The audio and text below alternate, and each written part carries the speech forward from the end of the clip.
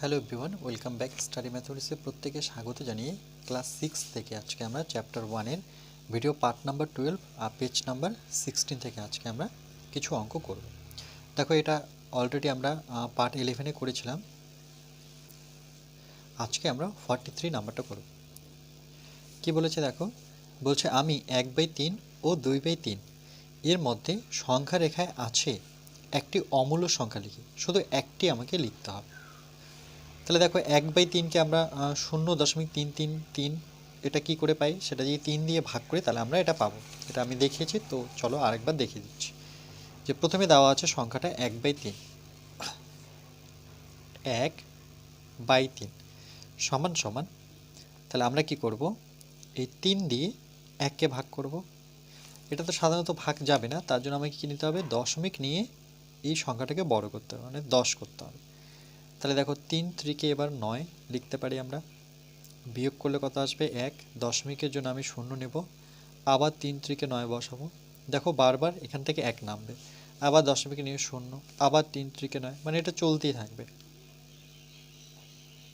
আবার 1 নামবে। তাহলে বাকি সংখ্যাগুলো আমি কি দেবো, ডট ডট দেবো। তাহলে এটাকে কি লেখা যায় দেখো, যে সুতরাং 1/3কে আমরা লিখতে পারি যে 0 দশমিক, আমি দশমিকের আগে একটা 0 নিতে পারি যাতে দশমিকটা চোখে পড়ে। তাহলে 0.333, তারপরে ডট ডট চলতে থাকবে, মানে এটা চলতে, যেমন 1 যেমন আসতেই থাকবে, তাহলে এখানেও 3 আসতেই থাকবে। এটাকে আমরা শর্ট ফর্মে কি লিখতে পারি, যে 0 দশমিক, যেহেতু এই 3টা বারবার রিপিট হচ্ছে, তাহলে 3-এর উপরে আমরা পৌনঃপুনিক দেবো। তাহলে 1/3কে লিখে যায় 0.3-এর উপরে পৌনঃপুনিক, যেটাকে অনাবৃত্ত আবৃত সংখ্যা বলা হয়, তাই তো? এর আগে শিখেছিলাম আমরা। দেখো, 0.3-এর উপরে পৌনঃপুনিক। তাহলে 2/3কে কী করবো, দেখো একই রকমভাবে 2/3। তাহলে সুতরাং 3 দিয়ে আমি কাকে ভাগ করব, 2কে। তো 3 দিয়ে তো 2কে ভাগ যায় না, যেহেতু ছোট সংখ্যা, তাহলে এটাকে দশমিক নিয়ে আমাকে 0 নিয়ে আসতে হবে। তাহলে 20 হয়ে গেল। এবার 3-এ ঘর পড়লে 3 6 18, বিয়োগ করব, 2 আসবে। আবার দশমিকের জন্য 0 নাও, দেখো 20 বারবার নামবে, তার মানে আবার 3 6 18 বসাবো। আবার 2 নামছে, দেখো আবার দশমিকের জন্য 0, মানে এভাবে চলতেই থাকবে। ওকে, 3 6 এটা 18 হতে থাকবে, এখান থেকে 2 নামবে, এই 2 নামতেই থাকবে, আর এখানে 6 চলতে থাকবে। তাহলে আমরা কি লিখতে পারি, যে 2/3কে আমরা লিখতে পারি যে 0.666, তারপরে ডট ডট আসতে থাকবে। এটাকে আবার শর্ট ফর্মে কি লেখা যায়, 0.6, যেহেতু 6 বারবার রিপিট হচ্ছে, 6-এর উপরে পৌনঃপুনিক দিয়ে দেবো।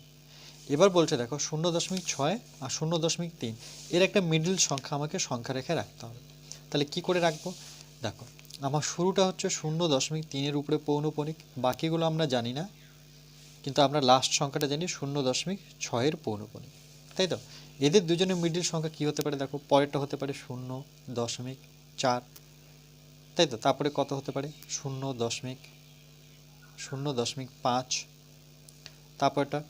তারপরটা দেওয়াই আছে 0.6। তাহলে এর মিডিলে দুটো সংখ্যা আছে, একটা 0.4 আর একটা 0.5। তাহলে এদের মধ্যে যে কোনো তুমি একটা লিখতে পারো। তাহলে দেখো, এখানে আগে এটা দেখে নাও, এটা কিভাবে করলাম। তাহলে এদের মধ্যে যে কোনো একটা সংখ্যা আমরা লিখতে পারি, তাই তো? তো দেখো, এদের মধ্যে যে কোনো একটা সংখ্যা লিখেছে, সেটা কি, যে 1/3 আর 2/3-এর মধ্যবর্তী অমূল্য সংখ্যা এমন একটি সংখ্যা হবে যা অসীম বা অনাবৃত, নন টার্মিনিং অ্যান্ড নন রিকুরিং এর মধ্যবর্তী একটি অমূল্য সংখ্যা। সেটা কি, এই যে 0.4 একটু আগে দেখালাম, 0.4, কিন্তু এটা তো চলতেই থাকবে 0.4, তারপরে এভাবে রিপিট হতে থাকবে। দেখো 0.4, তারপরে 5 0, আবার 4 5, আবার ডবল 0। দেখো একটা করে এখানে 0 বেড়েছে, একটা 0 ছিল, তারপরে দুটো 0 আসলো, তারপরে আবার 3টে 0 আসলো, তারপরে আবার 4টে 0, এভাবে আসতেই থাকবে। ওকে, তাহলে এর মধ্যবর্তী সংখ্যা যদি 0.4 লিখে রাখো, তবুও তুমি সঠিক উত্তরই তোমাকে দেওয়া হবে। ওকে, বুঝতে পেরেছো নিশ্চয়ই কী করে 0.4 আসলো, কেন কি এদের দুজনের মধ্যবর্তী 0.3-এর পৌনঃপুনিক আর 0.6-এর পৌনঃপুনিক, এখানে দুটো সংখ্যা আছে, একটা 4 আর একটা 5। তুমি যদি 0.5 লিখো, তবুও তোমার সঠিক উত্তর। এবার দেখো 44 নাম্বারটা কি বলেছে, বলছে আমি 0.2323, তারপরে 32, তারপরে এইভাবে একটা সংখ্যা দেওয়া আছে এবং 0. এই সংখ্যাটা দেওয়া আছে। সংখ্যা দুটির মধ্যে দুটি মূল সংখ্যা লিখি। এর মধ্যে দুটো মূল সংখ্যা লিখতে হবে। তাহলে ধরি এই সংখ্যাটাকে এ ধরেছে আর এই সংখ্যাটাকে বি ধরেছে। এ ও বি সংখ্যা দুটি সসীম, অসীম, অসীমের আরেক নাম হচ্ছে অনাবৃত্ত দশমিক সংখ্যা। দশমিকের পরে এ এবং বি এর প্রথম দশমিক স্থানে একটি সংখ্যা 2 আছে। দেখো দশমিক পরের সংখ্যা কি আছে? 2 আছে। কিন্তু দ্বিতীয় দশমিক স্থানে এ সংখ্যা ক্ষেত্রে সেখানে দেখতে পাচ্ছি কি আছে? 3 আছে। দেখো দ্বিতীয়টা কত নম্বরে আছে? 3। আর বি সংখ্যার ক্ষেত্রে প্রথমেই আছে বি সংখ্যার ক্ষেত্রে ওকে 5 আছে। এই যে দ্বিতীয় সংখ্যাটা, দেখো দ্বিতীয় সংখ্যাটা এখানে 5 আছে আর এখানে দ্বিতীয় সংখ্যাটা কি আছে? 3 আছে। তো বলছে যে এ সংখ্যার ক্ষেত্রে 3 এবং বি সংখ্যার ক্ষেত্রে 5 আছে। সুতরাং তাহলে কে বড় এখানে? 5 বড় না 3 বড়? তাহলে এখানে দেখো আমার এটা বড়, এ হচ্ছে এর চাইতে বি বড়। দেখো এর চাইতে বি বড় কেন? কেন দশমিকের পরে দ্বিতীয় সংখ্যাটা এখানে 3, দশমিকের দ্বিতীয় সংখ্যাটা এখানে 5, তাহলে 3 বড় না 5 বড়? 5 বড়। 5 বড় তার মানে বি বড়, এটা আমরা বলতে পারি। তাহলে সিটা কি ধরেছে? 0.25, আরও ধরলো সিটা হচ্ছে 0.25, এই যে এটা কি ধরেছে? 0.25, আর ডিটা ধরেছে 0.25, ওকে 25, ওকে 25। আচ্ছা সি ধরলো 0.25 মানে প্রথম দুটো দশমিকের পর, আর ডি ধরলো 0.25, আবার এখান থেকে 25, সেটাকে ডি ধরলো।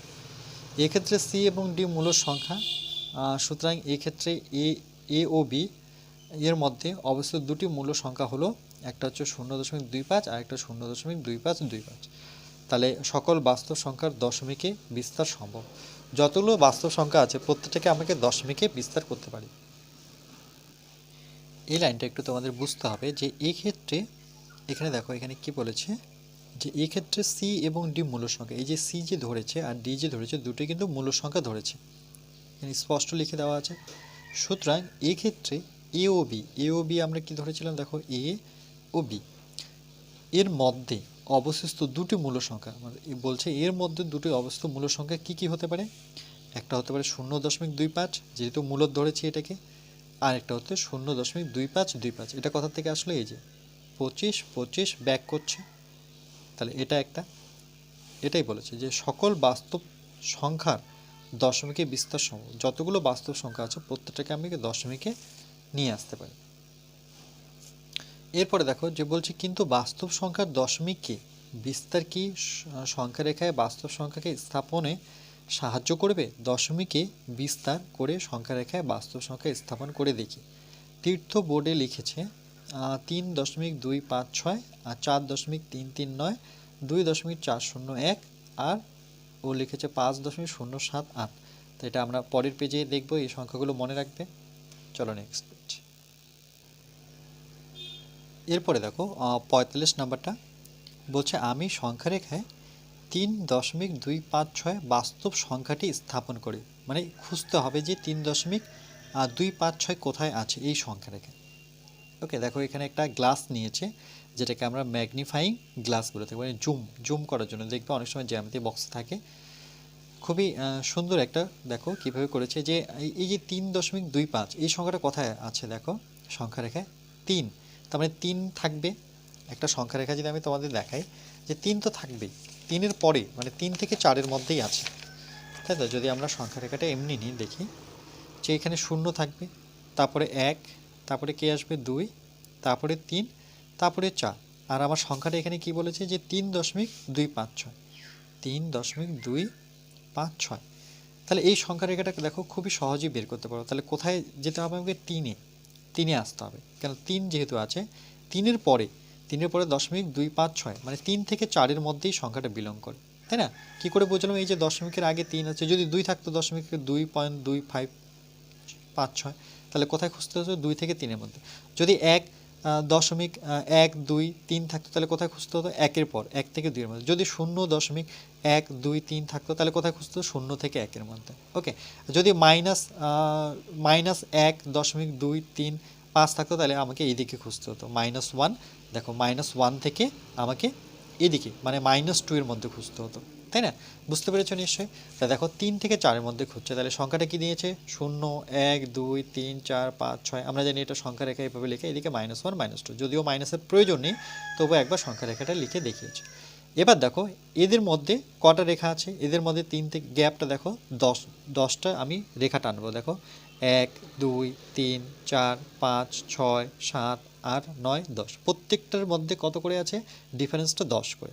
ওকে, যে এইখানে পৌঁছাতে গেলে আমাকে 10 মানে দশমিকের পর 1, 2, 3, 4 করে আমাকে দশমিকের পর 1, 2, 3, 4 করে আমাকে 9-এ পৌঁছাতে, মানে 10-এ পৌঁছাতে, তারপরে আমি 4 পাবো, তাই তো? কেমন করে দেখো, 0.3-এর পরে দেখিয়ে দিচ্ছি যে 3 দশমিক ধরে নাও 1 আমাকে 4-এ পৌঁছতে হবে, তাহলে আমি কি করে করব? যে 3.1, তারপরে 3.2, 3.3, 3.4, লাস্ট যখন 3 দশমিক আমি 10 পেয়ে যাব, তখন এটা কত হয়ে যাবে? এটা 4 হয়ে যাবে। কেন? এটা যদি যোগ করি, তাহলে দেখো 3-এর সাথে 1 যোগ করলে 4, 4.0 মানে সেটা 4 হয়ে যাচ্ছে। ওকে, তাহলে 3 আর 4-এর মধ্যে সেই সংখ্যাটা আমরা বের করব। তাহলে কি করে বের করব? দেখো এটাকে জুম করেছে, জুম করে এবার 3 থেকে 4-এর মধ্যে বড় করে সরলরেখাটা নিয়েছে। দেখো শুধু এইটুকে, এটার তো আমার প্রয়োজন নেই, এটারও প্রয়োজন নেই, কারণ এটা আমার প্রয়োজনে আমাকে প্রথমবার খুঁজতে হয়েছে 3 থেকে 4-এর মধ্যে এই সংখ্যাটা আছে। তাহলে আমার 3 থেকে 4-এর মধ্যে এই সরলরেখাটাকে আমি বড় করে দেখালাম, তার জন্য দেখো একদম লুকিং সেই গ্লাসের মাধ্যমে বড় করে দেখিয়েছে। তাহলে এখানে লিখেছে 3 আর এখানে 4। এবার 3 থেকে 4-এর মধ্যে সংখ্যা রেখাগুলো কীরকমভাবে থাকবে? 3.1, যেটা তোমাদের বললাম, 3.2, 3.3, 3.4, 3.5। দেখো এটা 3.5, তারপরে 6, 7, 8, 9, লাস্টেরটা কত? 10, সেটা হয়ে যাবে 4। ওকে, তাহলে পরে আমি কি পেলাম? 3.5। আর এখানে আমার সংখ্যা রেখাটা কি আছে? 3.2। তাহলে চলো 3.2-কে খুঁজি। এই যে দেখো 3.2। দেখো এবার কোথায় গ্লাসটা রেখেছে? এইখানটা রেখেছে গ্লাসটা। দেখো এই গ্লাসটা, যেটাকে বলে ম্যাগনিফাইং গ্লাস, সেটা রেখেছে 3.2। কেন রেখেছে? কেন কি এখানে 3.2, দশমিকের পরে 2 আছে। দেখো এবার এখানে 3.2 পরেরটা আছে কত? 3.2-এর পরে 5, 6, তার মানে 3.2 থেকে 3.3-এর মধ্যে আমাকে সংখ্যাটা খুঁজতে হবে। তাহলে এখানে আমি যদি লুকিং গ্লাসটা রাখি, দেখো এখানে রেখেছে, এটাকে আবার জুম করেছে, এগুলোর আর প্রয়োজন নেই আমার, এটার প্রয়োজন নেই। তাহলে আমি 3.2 থেকে 3.3-এ আসবো। দেখো 3.2 থেকে 3.3, তাহলে এই সংখ্যাগুলো কেমনভাবে হবে? 3.2, 2 তো ছিল, তারপরে আবার 1 করে গুনবো, 1, 2, 3, 4, 5, 6, 7, 8, 9, তারপরে 3.3, তাই না? একটা করে আমি সংখ্যা বাড়াবো। এবার দেখি আমার পরের সংখ্যাটা কত আছে? 0.2-এর পরে 5। তাহলে চলো আমি 0.2-এর পরে 5 খুঁজি। এই যে 0.2, 3.25। তাহলে 3.25 কোথায় আছে? 3.25, এই যে। এবার এটা এখান থেকে এখানটা আমি এটাকে জুম আউট করব। ঠিক আছে, দেখো আবার জুম করলাম, জুম করব 3.25 থেকে 3.26। তাহলে এই বাকিগুলো আর দরকার নেই। তাহলে 3.25, এই যে 3, দেখো এখানে লিখেছে, এটাকে জুম করেছে, দেখিয়েছে। এবার 3.25 এখানে লিখেছে আর 3.26। তাহলে বাকি সংখ্যাগুলো কি হবে? এটা 3.25 হলে এটা 3.25-এর পর কি হবে? 1, 3.25-এর পর 2। দেখো একটা করে সংখ্যা বাড়বে, 3, 4, 5, 6, 7, 8, 9। ওকে, এটা লেখার পর এবার লাস্ট দেখি আমি যে 3.256 পাচ্ছি। দেখো 3.256 পেয়ে যাচ্ছি। 3. কোথায় আমার সংখ্যা রেখাটা? এই যে দেখো 3.255, 3.256 আমি পেয়ে গেছি। এই যে এখানে পি দিয়েছি, বুঝতে পেরেছো? এবার এগুলো পাশে লিখে দিয়েছে। এক নম্বর যে 3.25 বাস্তব সংখ্যাটি সংখ্যা রেখায় 3 ও 4-এর মধ্যে আছে, তাই 3 ও 4-এর মধ্যবর্তী সংখ্যা রেখাকে 10টি সমান ভাগে ভাগ করলাম ও দাগ দিলাম। এই যে বলছে একে 10টি সমান ভাগে ভাগ করলাম। 3 এর পরে প্রথম দাগে 3.1, তারপরে পরপর 3.2, 3.3, 3.9 পর্যন্ত লিখলাম, যেটা তোমাদের বলেছে। 2 নম্বর কি বলেছে দেখো একটু পড়ে নিই। 3.256, যেহেতু 3.2 প্রথমটা নিতে হবে 3.2, তাহলে ও 3.3-এর মধ্যে আছে, তাই 3.2 ও 3.3-এর মধ্যবর্তী সরলরেখাংশকে 10টি আবার সমানভাবে ভাগ করলাম, সেটা বলে দিয়েছি আমরা। 3.2-এর পরে প্রথমে তারপরে খুঁজবো 3.21, পরপর আমরা 3.22 খুঁজবো। তাহলে এইভাবে 3.23 পাবো, 3.24 পাবো, 3.29 পর্যন্ত লিখলাম। 3 নম্বর বলছে 3.256, যেহেতু 3.25 পেয়েছি আমরা, তাই এখান থেকে আবার 3.26-এর মধ্যে আছে, তাহলে এইভাবে আমরা আবার খুঁজে যেখানে পাবো সেটাকে পি দ্বারা চিহ্নিত করব। যে সংখ্যা রেখায় 3.25 বাস্তব সংখ্যাটি স্থাপন করলে পি বিন্দু পেলাম। দেখো খুবই ইন্টারেস্টিং, তাই না? এখান থেকে শুরু হয়েছিল, তা আস্তে আস্তে আস্তে আস্তে আমরা সেই সংখ্যাটাকে পেয়ে গেলাম। খুঁজতে সময় লাগবে, বাট পেয়ে যাচ্ছি। এই পদ্ধতিতে সংখ্যা রেখায় কোনো বাস্তব সংখ্যাকে স্থাপন করাকে কি বলা হয়? এই যে আমরা যেটা মানে কি দেখলাম, ভেঙে ভেঙে যে করলাম, এটাকে কি বলা হয়? তো বলছে এইভাবে দেখো বলো, বলছে এইভাবে আতশ কাচের এই যে কাচটা যে ইউজ করেছে এটাকে আতশ কাচ বলা হয়, জ্যামিতি বক্সে থাকে অনেক সময়, বা ম্যাগনিফাইং গ্লাস মাধ্যমে দুটি সংখ্যার মধ্যবর্তী সরলরেখাংশকে সমান ভাবে ভাগ করে যে কোনো বাস্তব সংখ্যার অবস্থান নির্দেশ করাকে পর্যায়ক্রমিক বিবর্ধক পদ্ধতি বা প্রসেস অফ সাকসেসিভ ম্যাগনিফিকেশন বলা হয়। মনে রাখবে এই লাইনটা, যে পর্যায়ক্রমিক বিবর্ধক পদ্ধতি বলা হয়। ওকে, 46 নাম্বারটা একটু আমরা দেখে নিই কী বলেছে। কী বলেছে দেখো, আমি এই পদ্ধতি 4.339 আর 2.401 আর 5.078 সংখ্যাগুলি সংখ্যা রেখে স্থাপন করি ও কোন বিন্দু পাই দেখি। এটা তো আমরা নিজেরাই করবে, নিজে করে বলেছে। তাহলে এখানে এটাকে কত নাম্বারে খুঁজবো দেখো, আমি একটু জাস্ট শুরু করে দিচ্ছি যে 46 ধরে নাও আমার নাম্বারিং হচ্ছে 46। তাহলে আমার সংখ্যাটা কত, 4.339, 4.339। তাহলে একে আমি কোন সংখ্যা রেখে খুঁজবো দেখো, শূন্য যেহেতু এখানে নেগেটিভ নেই তাহলে নেগেটিভে যাওয়া প্রয়োজন নেই। 1, তারপরে 2, তারপরে 3, আমাকে 4 পর্যন্ত যেতে হবে।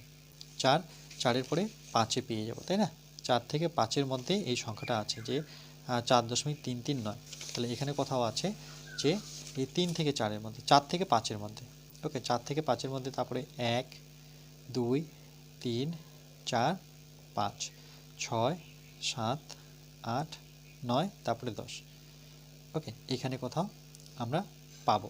এবার কি করব, এটাকে দেখো ওটার মতো করে এটাকে আমরা জুম আউট করব, মানে এখান থেকে এখান থেকে আমরা আরেকটা সরলরেখা লিখবো, এখানে লিখবো 4, এখানে লিখবো 5, মানে এটাকে নিলাম। তাহলে এখানে কত হবে আমার, এটা পরবর্তী 4.1, 4.2, 4.3, 4.4, এটা বড় করে নিই, 4.5, 4.6, 4.7, 4.8 হচ্ছে 4.9, তাই তো? পরেরটা 5-এ পৌঁছে যাবে। তাহলে আমার সংখ্যাটা কী আছে, 4.3। তাহলে 4.3 কোথায় আছে দেখো, 4.3, এই 4.3 থেকে 4.4 এটাকে আমরা জুম আউট করব। এটাকে জুম আউট করে আবার একটা সরলরেখা নিব, তখন এখানে লিখব 4.3 আর এখানে লিখব আমরা 4.4। এবার তাহলে বাকি সংখ্যাগুলো কেমন আসবে, যে 4.3 তো হবেই, তারপরে আবার 1 লাগবে, 4.3 তো হবেই, তারপরে 1-এর পরে কত, 2, তারপরে 4.3, তারপরে কত, 4.4, এটা 31, 32, 33, তারপরে 34। ওকে, তারপরে 4.35, এটা একটু বড় করে দিই, তারপরে আবার আসবে 4.36, 4.37, 4.38, তারপরে 4.39। এবার আবার সংখ্যাটার দিকে দেখি যে পরেরটা কি আছে, 4.33। তাহলে দেখো 4.33 কোথায় হবে, এটাকে আবার জুম আউট করে এই দুইজনকে মিলে করতে হবে, তারপরের সংখ্যাটা মিলে আবার সরলরেখা নিতে হবে। এবার লিখতে হবে 4.33 আর এখানে লিখতে হবে 4.34। এবার বাকি সংখ্যাগুলো কি করে লিখবো, যে 4.33 তো হবে, তারপরে একটা 1 আসবে, তারপরে আবার 2 আসবে, 4.33, তারপরে 2, তারপরে 4.33, তারপরে আবার 3, তারপরে 4.33, তারপরে 4, তারপরে হচ্ছে 4.335, এভাবে আসতেই থাকবে। 4.336, তারপরে 4.337, তারপরে 4.338, তারপরে হচ্ছে 4.339। এবার আমাকে দেখতে হবে 4.339 কোথায় পেলাম, দেখো 4.339 এই যে এখানে পেয়েছি এটা। ওকে, এটাকে আর জুম আউট করবো না, কেন এই সরলরেখাটা আমি পেয়ে গেছি, তাহলে কোথায় এটাকে পেয়ে দেবো। বুঝতে পারলে? এইভাবে তোমরা বাকিগুলো করবে, দেখবে খুব সহজেই পাওয়া যাচ্ছে, তাই না? 4.339, দেখো এই সংখ্যাটা পেয়ে গেছি আমরা, 4.339 ওটার মতো করে, তাই না? এটার নাম দিয়ে দেবো, এটাকে কী দেবো আমরা, পি। তাহলে আমরা লিখবো যে সংখ্যা রেখায় 3 যেমন বাস্তব সংখ্যাটি স্থাপন করে পি বিন্দু পেলাম। তাহলে আমরা এখানে লিখবো যে সংখ্যা রেখায়, উত্তর যদি লিখতে চাই যে সংখ্যা রেখায়, ওকে, এটা দেখে দেখে লিখবো যে সংখ্যা রেখায় আমরা আমার কথা ছিল 4.339। ওকে, 339 বাস্তব সংখ্যাটি সেটা কোথায় পেলাম, স্থাপন করে পি বিন্দু পেলাম, পি বিন্দু পেলাম। ওকে, এটা কিন্তু উত্তর। বুঝতে পারলে নিশ্চয়ই, খুব সুন্দরভাবে করে দিলাম তোমাদের। ওকে, চলো তাহলে আরেকটা করি, তাহলে আরও ক্লিয়ার হয়ে যাবে। দেখো এরপরে আমরা 2.401 এটা করার আগে দেখো এখানে তোমাদের পার্ট নাম্বারটা ভুল লিখেছিলাম, এটা ভিডিও পার্ট নাম্বার হচ্ছে 12 হবে। ওকে, তাহলে চলো এটা আমরা যদি করি যে 2.401, তার জন্য আমরা কি করব, একটা সরলরেখা নেব। যেহেতু মাইনাস নিই তাহলে আমরা পজিটিভটাই নেব। ওকে, চলো এখানে 0 থেকে শুরু করি, তারপরে 1 আসে, তারপরে 2 আসে, তারপরে 3। তাহলে আমি দেখতে পাচ্ছি 2 দশমিকের পর আছে, তাহলে 2 থেকে এর মধ্যে সংখ্যাটা আছে, তাই না? এর মধ্যে সংখ্যাটা আমার আছে, তাহলে 1 2 3 4, এটাকে বড় করে দিই 5 6 7 8 9, তারপরে 10। তাহলে এটাকে আমরা জুম আউট করব। তাহলে এই সরলরেখাটাকে আরেকবার লিখব, এখানে 2 লিখব, আর এখানে ধরে নাও আমরা 3 লিখলাম। এর মধ্যে সরলরেখা আছে, তাহলে পরেরটা কত আসবে বলো, 2.1, তারপরে 2.2, তারপরে 2.3, তারপরে 2.4, তারপরে 2.5। ওকে, তারপরে 2.6, 2.7, 2.8, 2.9, তারপরে পরেরটা 3 হয়ে যাবে। এবার দেখো এখানে কত আছে, দশমিকের পরে 4, তাহলে 2.4 কোথায় পেয়েছি, এই যে এটা। তাহলে এখান থেকে এটাকে আমরা জুম আউট করব, মানে জুম আউট না, সরি, জুম করব। ওকে, তাহলে চলো এটাকে যদি আমরা জুম করি, তাহলে আমি এখানে লিখব 2.4, আর এখানে হচ্ছে আমার 2.5। ওকে, তাহলে বাকিগুলো কি আসবে, এটাকে আমরা মিডিলে একটা দাগ দিয়ে দিই। তাহলে বাকিগুলো আমরা এখানে লিখব যে 2.4 তো হবে, 4-এর পরে কি আসবে, 1, তারপরটা কত হবে, 2.42, তারপরে কত আসবে, 2.43, তারপরে 2.44, আর এটা হচ্ছে 2.55, তারপরে কত, 2.45, সরি এটা 4-5 না, এটা 4-4-4-5, তাহলে 2.46, 2.47, 2.48, আর পরেরটা হচ্ছে 2.49, তারপরটা 2.51 হবে। ওকে, আচ্ছা এবার আমরা জুম কাকে করব, দেখো এখানে কত আছে, 4-এর পরে 0, 4-এর পরে 0 কোথায় আছে আমার, 4-এর পরে 0। ওকে, তাহলে 2.4-এর পরে 0, তার মানে 2.4 আছে, 4-এর পরে 0 আছে, 0-এর পরে 1 আছে, মানে এখানে কোথাও আছে, তাই তো? এখান থেকে এখানের মধ্যে আমাকে খুঁজতে হবে, 2.4, তারপরে 2.4 0 1, 2.4 0 2। ওকে, কেন পরেরটা আমার 0 দেওয়া আছে, তাহলে আমরা ঠিক পরেরটাতে চলে যাব। আবার এটাকে জুম করব, তাহলে এখানে কাকে জুম করব, এখানটাই আমাকে জুম করতে হবে, তাই তো? তাহলে 2.4, আর এটা হচ্ছে 2.41। তাহলে দেখো পরেরটা হবে 2.4, তো চলে আসছে, 4 1 হয়েছে, তাহলে ওকে 2.4, পরেরটা 0 আছে, তাই তো? তাহলে 0-এর জন্য আমি কি খুঁজবো, 0-এর জন্য খুঁজবো না, আমরা একবারে 1-এর জন্য খুঁজবো। তাহলে এটা হচ্ছে 1 1, প্রথমে তো 1 ছিল, তাহলে 1 1, তারপরে 2.4 1 2, তাহলে এভাবে আমাকে খুঁজতে হবে 4.01। ওকে, তাহলে এখানে কোথাও হবে 4.01। ওকে, আচ্ছা এই পর্যন্তই করলাম। এরপরে চলো আমরা নেক্সট বাকিগুলো দেখে নিই কী বলেছে। বলছে তিতলি, দেখো কী বলেছে, তিতলি বোর্ডে অনেক আবৃত দশমিক সংখ্যা লিখেছে। সে লিখেছে যে 2.67 পৌনঃপুনিক, 5.37-এর উপরে পৌনঃপুনিক, আর 4.75-এর উপরে পৌনঃপুনিক। কিন্তু আবৃত দশমিক সংখ্যা কিভাবে সংখ্যা রেখায় স্থাপন করব। এরপরে দেখো কি বলেছে, যে উপরের মতো আতস কাচের সাহায্যে ঠিকমতো অন্তটি বেছে নিয়ে পরপর অন্তর্বর্তী সরল রেখাংশকে সমান 10টি ভাগে ভাগ করে আবৃত দশমিক সংখ্যাগুলি সংখ্যা রেখায় স্থাপন করতে পারি।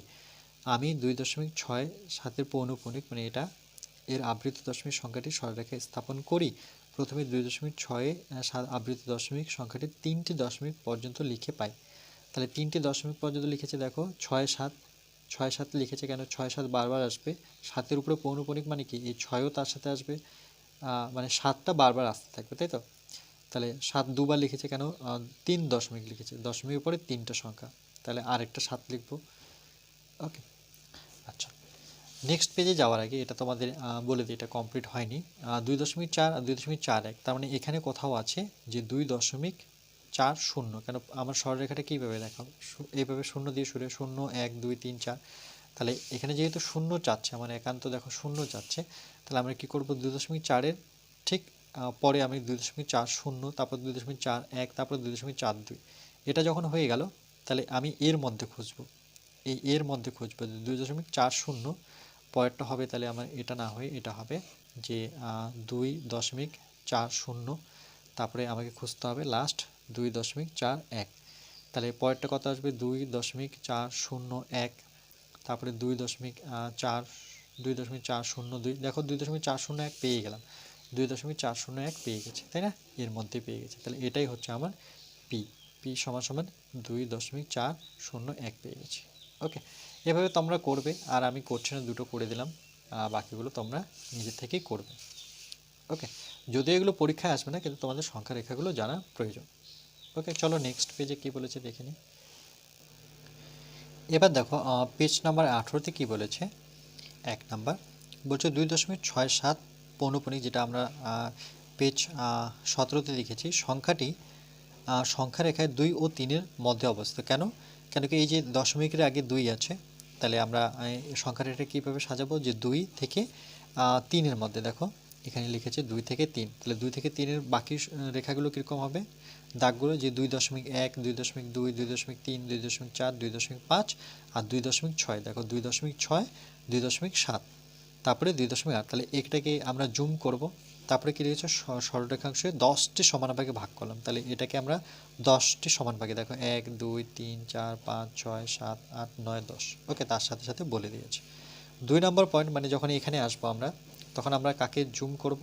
এটাকে, যে 2.6 থেকে 2.7, এটাকে আবার 10 ভাগে ভাগ করব। দেখো এবার যেহেতু 2.677 সংখ্যাটি 2.6 ও 2.7-এর মধ্যে আছে, তাই 2.6 থেকে 2.7-এর মধ্যবর্তী সরলরেখাংশকে আবার 10টি সমান ভাগে ভাগ করব। তাহলে এটাই যে দেখো 1 2, এটা 2.6 যেমন ছিল, এটা 2.6-এর পরে 1, 2.6-এর পরে 2, 2.6-এর পরে 3 4 5 6 7 8 9 10। ওকে, তারপরে কত? 2.7 আর 2.67, তাহলে 2.67 এখানে আছে, সেটাকে আবার জুম করব। 2.67-কে একটাকে জুম করলে হবে না, ঠিক পরের সংখ্যাটা দুটো মিলেই করতে হবে, তাহলে 2.67 থেকে 2.68-কে জুম করব। এটা 3 নম্বরে লিখে দিয়েছে। দেখো যে এবার যেহেতু 2.677 সংখ্যাটি 2.67 ও 2.68 এর মধ্যে আছে, তাই 2.67 আর 2.68 এর মধ্যবর্তী আবার আমি সেটাকে কয় ভাগে ভাগ করব? 10 ভাগে ভাগ করব। তাহলে দেখো এটা 6-এর পর 7 আছে, 7-এর পর কে আসবে? 1, তারপরে 2 আসবে, তারপরে 3, তারপরে সংখ্যা এটাই থাকবে, শুধু এর পিছনে 1 লাগাবো, 2 লাগাবো, 3 লাগাবো, 4, মানে এভাবে 9 পর্যন্ত, পরেরটা তো 10। ওকে, তাহলে এবার আবার সংখ্যার দিকে তাকাতে হবে। 6.7-এর পৌনঃপুনিক, তাহলে 6.7 কোথায় আছে? এই যে দেখো 6.7, তাহলে এটাকে আমরা আবার কি করব? জুম করব।